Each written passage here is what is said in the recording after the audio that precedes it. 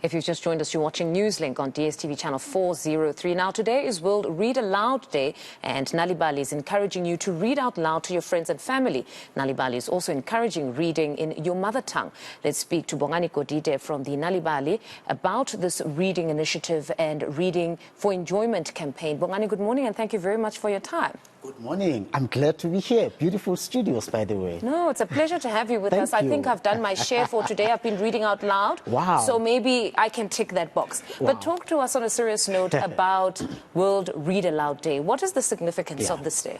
I think firstly it's important to acknowledge that World Read Aloud Day has been there for over 12 years now, and it's celebrated all over the world. But more importantly, we acknowledge that reading aloud to children has the most powerful impact on children's brains. You know, what we are getting is that children who have the opportunity to be read to, they tend to develop much more quickly than children who do not have that opportunity. You know, and even their participation at academic level, especially when they get to school, they tend to have more. They are receptive to the learning process because of the whole stimulation that has already been developed through reading aloud. And some of the important things that we need to talk about is that children are the ultimate copycats. So when parents take books and read to them, children look at that. They also say that, and they will want to do that more and more as they grow. So what is important is for us to encourage people, the community out there, to read aloud and to make that a daily habit. Because what the opportunities that we miss is that we do not do these things on a daily basis. You know, this is something that we visit once in a while. So as Nal'ibali, we're encouraging parents, community, the community, everyone to do reading aloud. You know, make it a habit, make it every day. You know, now that we are living in the era of load shedding, use the load shedding time to read aloud to your children. Why not? Yes. That is actually one time that you could read out loud to your children. But most parents are so busy right now, and I'm sure a number of them can actually attest to this, that it becomes so difficult with juggling everything else. It's work and all sorts of other sports, extracurricular. You hardly find the time to read to your children. And most of them think that a great deal or an amount of reading out loud is done at school, so the teachers do that part for them. And you're saying it's not enough. We've also got to pick up a book, and it must be something that we inculcate in the culture of the household. Yeah, you see, one of the things I always emphasize, and I talk about this even with the teachers, one of the things that I talk about is the notion that when children get to school, they don't have the opportunity to be read to the stories that they like, you know, the stories that they can connect with. They have to follow the curriculum. So what they are read to at school, it is what is required of them. They need to answer questions, you know, they are being judged on that. So at home, children have the opportunity to choose the books that they like, you know. They have the opportunity to go with parents to the local library and choose the books that they want, because the critical and most important thing is that it is their choice that they make. It is my choice that I want to read this story. I look at the book and I'm like, wow, this book, you know, if I can just hear someone reading it to me. So that is one important aspect about reading aloud to children, that when we have children and them choosing the books that they want to read, you know, the books that they love to hear stories from, that allows them to enjoy those books, not the books that are imposed on them, not the books that are forced on them, you know. So that is the whole difference that we always encourage parents, that they need to find time, you know. We encourage you that reading aloud or storytelling is not a complex matter. And it used to be done here in the African culture, you know, when there was no television. So in now most we have households, excuses. Yes, we remember. You'd have the uncle that would tell stories, you know, and what we'd I'm all saying. gather around. Exactly. But I suppose with all this technology, everybody's so distracted, and the parents just say perhaps the tablet will read to the young one.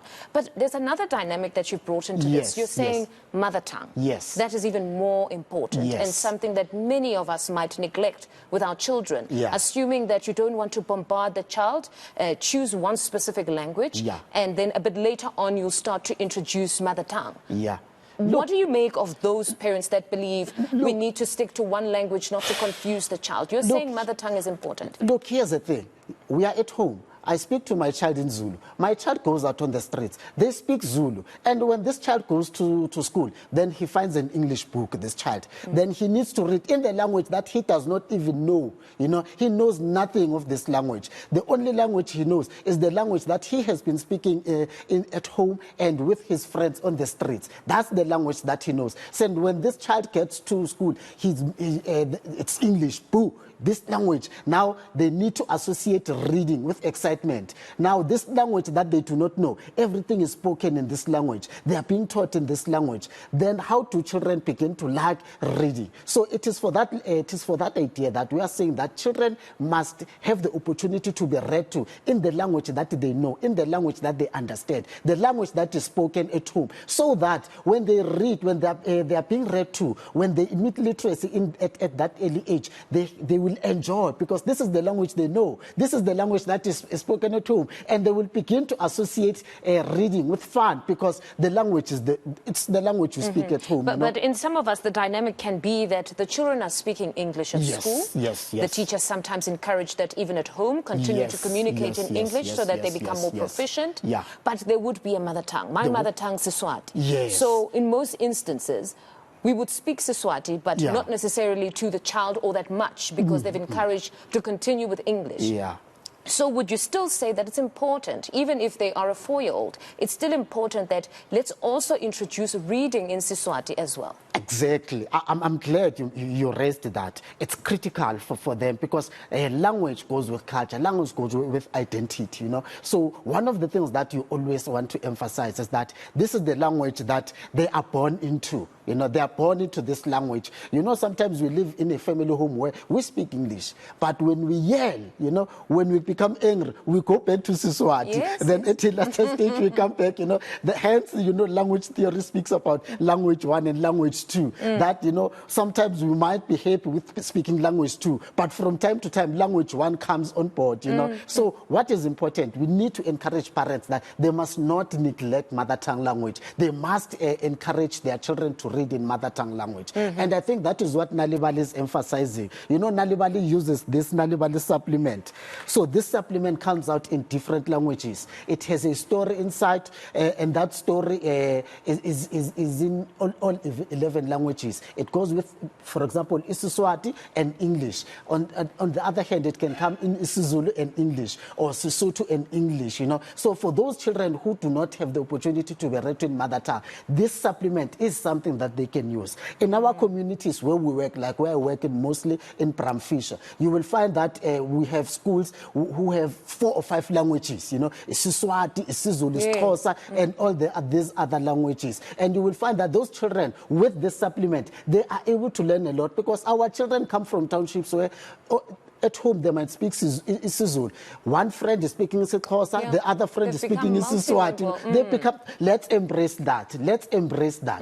Let's use the opportunity to embrace that, so that children are multilingualistic, and that is critical for their own development. Now you're trying to reach 3 million children. How will you go about doing that? You know, we work with many partners, including the Department of Basic Education, including many other partners in different communities. So everyone, including parents themselves and everyone at home, you know. So this call this year is that we are calling on all the parents, since the theme this year is every day is a story. So that encourages everyone to tell stories, you know. We are calling on you. We are calling, I mean, I'm glad you read the story this morning. You know, we are calling on everyone. Let's all, you know, mobilize as much resources as possible, so that everyone gets involved, because our literacy levels in this country are not impressive at all. So we are calling on everyone, working with different partners, including yourselves as media, you know, to then say, let's all read to children. Let's make this a habit. Let us celebrate literacy in our communities. And I see you've brought some interesting books for us. Perhaps you would do your share for today and read out loud for us, perhaps in Xhosa.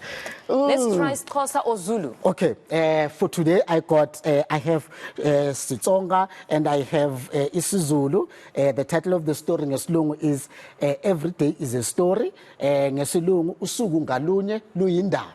So the story is written by Utumisang Shongwe. So Nal'ibali every year commissions a writer to write a story for that particular World Read Aloud Day. So this year's story is written by Utumisang Shongwe, and it goes. Unewo umbali kanye nogogo bavakashela kubo kaAfrika ngaleli holide. Ubhela naye wayekhona. Ngomsumbuluko bachitha usuku lonke epulazini likaMalume kaAfrika, baqoqa amaqanda, bakhe umbila, futhi bagibele nogandaganda. Abantu abasebenza kanje kufanele bathole okumnandi kusho umalume ngenkathi ebakhela umbila.